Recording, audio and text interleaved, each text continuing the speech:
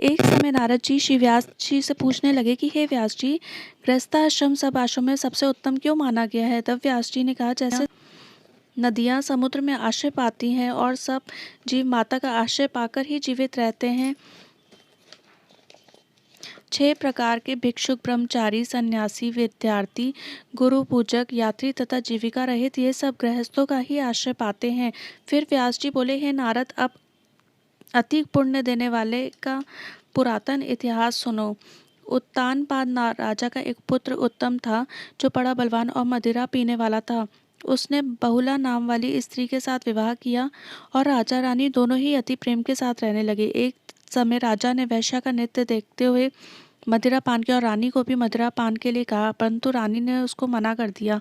इस पर राजा ने क्रोधित होकर अपने अनुचरों को आज्ञा दी कि वे रानी को किसी निर्जन वन में छोड़कर आएं।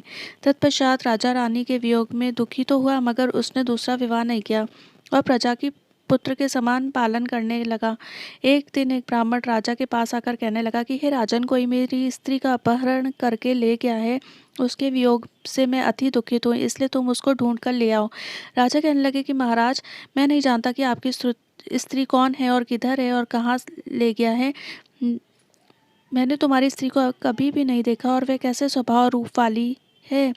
तब ब्राह्मण बोले कि वह यद्यपि कठोर वचन बोलने वाली, कुरूपा, काले रंग की तथा कर्कश स्वभाव वाली है, परंतु मैंने उसकी कभी निंदा नहीं की, क्योंकि वह मेरी पत्नी अर्थात अर्धांगिनी है। तब राजा कहने लगे कि जब तुम्हारी स्त्री ऐसी कुरूपा और क्रूर स्वभाव वाली है, तो तुम उसे लेकर क्या करोगे? मैं अति सुंदर और कल्याणकारी दूसरी स्त्री लाकर दे सकता हूँ। ब्राह्मण कहने लगे कि राजन, मेरी स्त्री मेरे धर्म और कर्म की अर्धांगिनी है, उसकी रक्षा करना मेरा परम धर्म है। जो अपनी स्त्री की रक्षा नहीं करता, उसका कल्याण नहीं होता। जो मनुष्य ऋतु काल के पश्चात अपनी स्त्री से भोग नहीं करता, उसके पितर 1 मास तक उसके रुधिर में तैरते हैं। ब्राह्मण के ऐसे वचन सुनकर राजा अपने शस्त्र लेकर रथ पर सवार हुआ और चारों ओर घूम फिर उस स्त्री को खोजने लगा।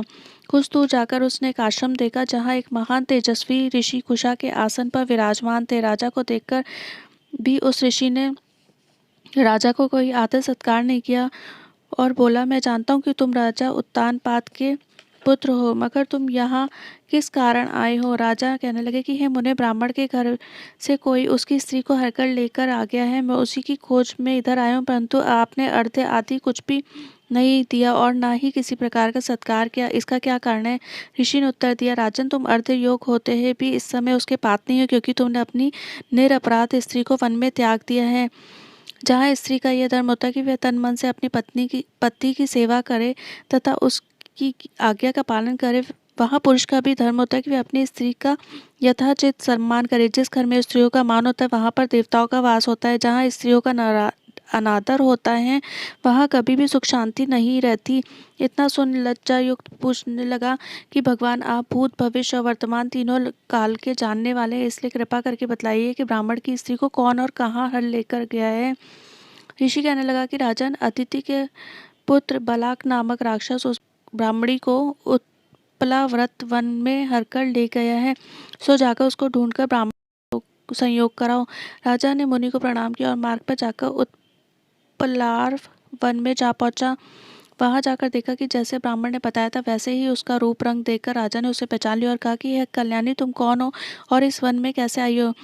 ब्राह्मणी बोली, मैं अति रात्र ब्राह्मण की पुत्री और विलास पुत्र की स्त्रियों में अपने घर में अकेली सो रही थी कि बलाक नाम वाला राक्षस मुझको हरकर यहाँ पर ले आया है। यहाँ लाने के बाद ना तो उसने किसी बात का कष्ट दिया मुझे, ना ही मेरे अस्तित्व नष्ट करने की चेष्टा की। इतना होने पर भी मैं यहाँ अत्यंत दुखी हूँ। राजा ने कहा कि हे ब्राह्मणी, वह राक्षस कहाँ गया? मुझको तुम्हारे पति ने ढूंढने के लिए भेजा है। ब्राह्मणी ने कहा कि वे इस वन में अमुक नामक स्थान में गया है। तब राजा ने ब्राह्मणी के बताए स्थान पर जाकर राक्षस को देखा।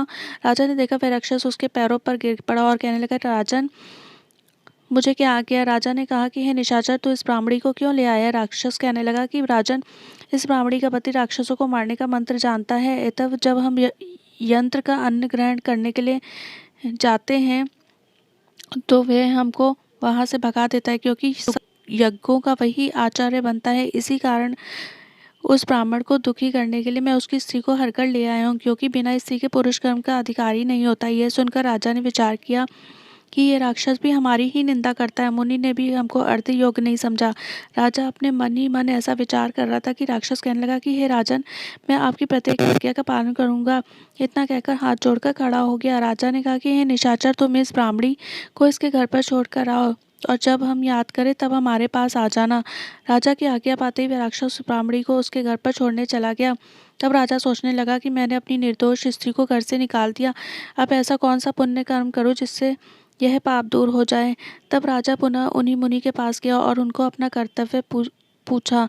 मुनि ने कहा कि हे राजन, तुम्हारी स्त्री को शतापत नाम के नाग ने वन में घूमते हुए देखा और उसको वह पाताल लोक में ले गया।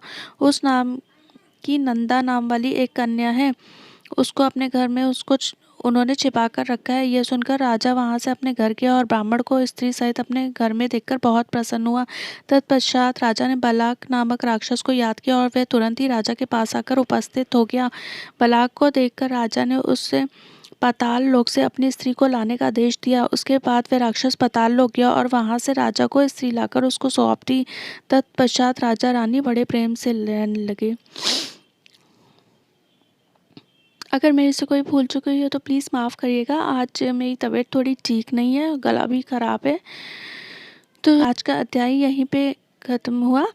तो बोलिए बाके बिहारी लाल की जय, कुंज बिहारी लाल की जय। जय श्री राधे कृष्णा, जय श्री राधे, जय श्री राधे। प्लीज़ मेरे चैनल को लाइक करें, सब्सक्राइब करें और शेयर करें। Thank you for watching this video. जय श्री कृष्णा, राधे राधे।